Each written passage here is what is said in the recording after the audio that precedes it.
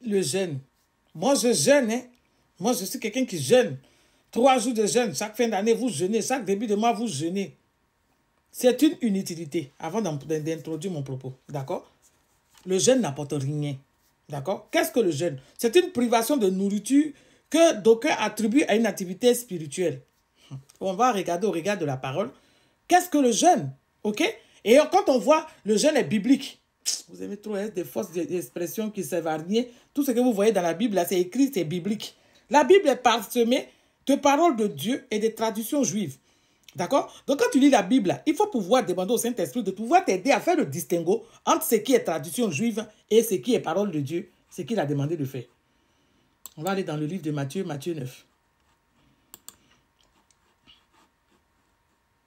14 à 15. Matthieu 9, les versets 14 à 15. Matthieu 9, les versets 14 à 15.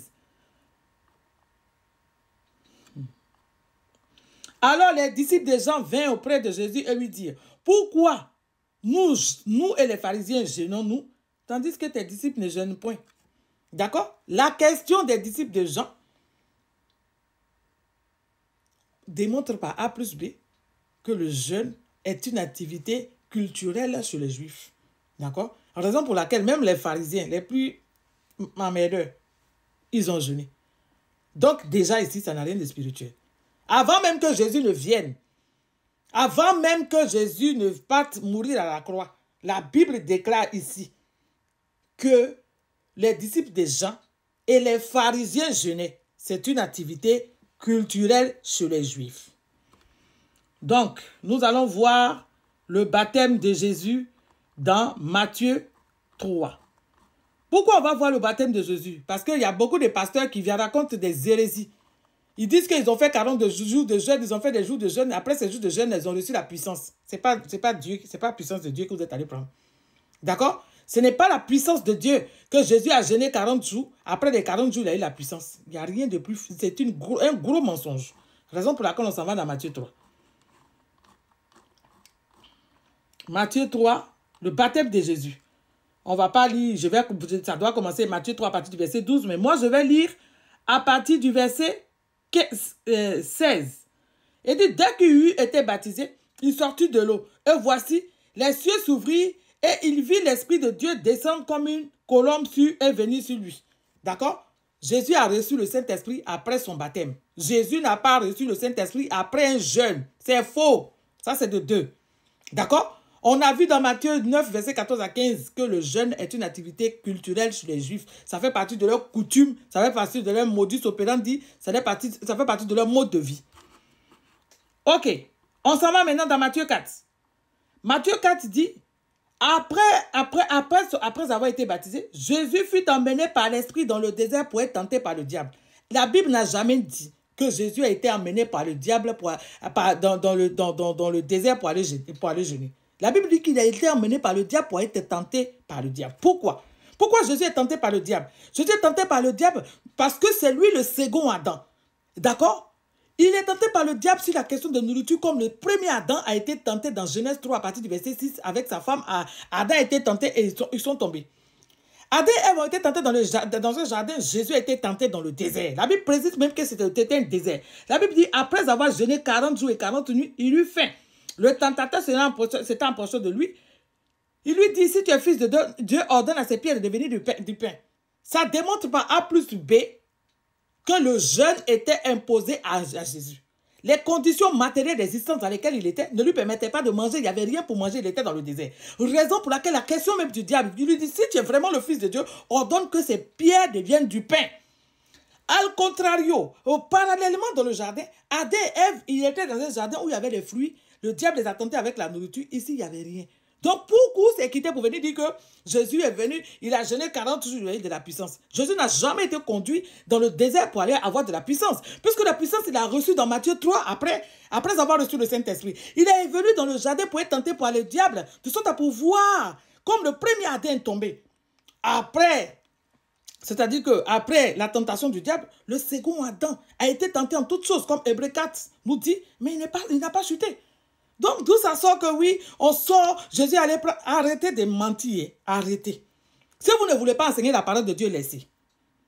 Si la parole de Dieu, là, vous ne voulez pas enseigner, là, laissez, c'est pas forcé. Mais si vous voulez enseigner la parole de Dieu, dites ce qui est écrit. Matthieu 1, il fut envoyé par le diable pour être tenté par... Dans le désert, l'Esprit lui envoyé Jésus dans le désert pour être tenté par le diable. Vous dites que Jésus a jeûné 40 jours, il a eu la puissance. Est-ce que Jésus pouvait manger dans les conditions dans lesquelles il était? On va partir dans Actes. Parce que quand on va quitter là-bas, vous allez dire que oui, le Saint-Esprit a dit, mettez-moi de côté, Saul et Barnabas pour l'œuvre à laquelle je l'ai appelé. Je les ai appelés. C'est Acte 13.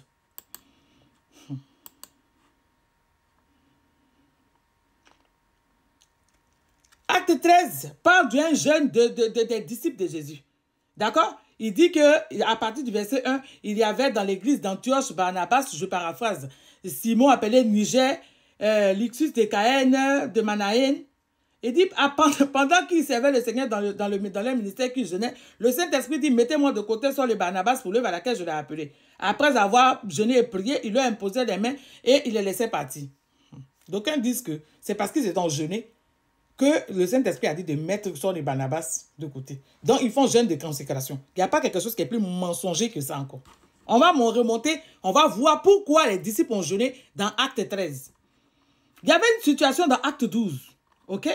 Quand on vient lire dans Acte 12, on voit que, Acte 12 à partir du verset 1, il dit, vers le temps, le roi Hérode se mit à maltraiter quelques membres de l'église. Il fut mouru par l'épée Jacques, frère de Jean. Voyant que cela était agréable aux Juifs, il fit encore arrêter Pierre. C'était pendant la fête des pains sans levain. Après l'avoir jeté en prison, il le mit sous bonne garde. Vous voyez qu'il a mis, comment on appelle, Pierre en prison.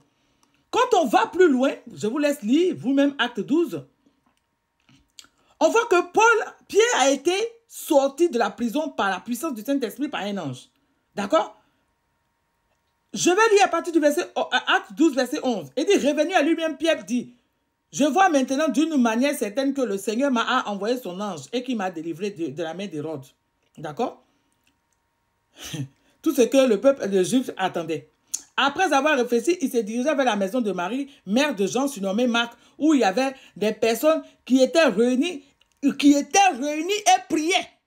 La Bible dit bien même que dans Acte 12, verset 12, qu'ils étaient réunis et priaient. D'accord? Il frappa la porte au roi. Rode ouvrit la porte. Elle n'a pas ouvert la porte, elle a fui, elle allait faire ses bêtises là-bas. Et puis la Bible dit que ils ont reconnu la voix de Pierre, ils ont ouvert Pierre et rentré. Dans Acte 12, la situation de persécution, Jacques avait été tué, ils étaient enfermés. Vous voulez qu'ils mangent quoi? Vous voulez qu'ils mangent quoi? Vous voulez qu'ils mangent quoi? Le jeûne, encore une fois de plus, lui a été imposé à cause des conditions matérielles d'existence dans lesquelles ils étaient. Ils ne pouvaient pas manger. On les cherche pour les tuer. Quand on te cherche pour te persécuter, on persécute l'église là. Vous qui avez déjà vécu dans les pays de guerre où il y a eu la guerre là. Quand tu entends le flux là, c'est manger qui t'intéresse. C'est ta vie qui sauve.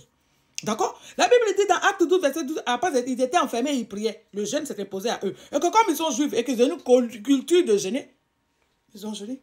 D'accord? Donc comme ils n'avaient pas la possibilité de manger et qu'ils étaient là, ils ont jeûné. Donc Jésus, les conditions matérielles d'existence ont imposé un jeûne à Jésus. Dans sa culture juive, il a jeûné. Les conditions matérielles d'existence ont imposé à, comment on appelle, aux disciples dans Acte 13. Ils ont jeûné, ils ont prié. Donc, où est le fait que le jeûne rend puissant? Le jeûne, il faut faire jeûne de consécration quand vous n'avez rien à dire là. J'ai dit, si vous ne voulez pas prêcher la parole de Dieu, laissez.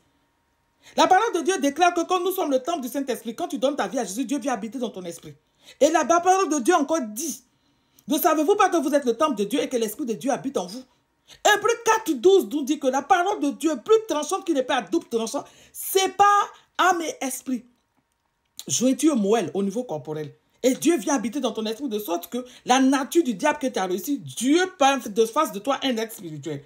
Donc si Dieu, avec Hébreux 4, 12, utilise la parole de Dieu pour séparer la trois parties de la trilogie que tu es, en quoi le jeûne que tu fais dans ta activité charnelle là va venir influencer sur ton esprit? Arrêtez de dire n'importe quoi aux gens. Si vous êtes bouddhiste ou bien vous pratiquez d'autres religions, dites, mais un vrai enfant de Dieu, le jeûne qu'il pratique dans sa chair, elle reste une activité de sa chair.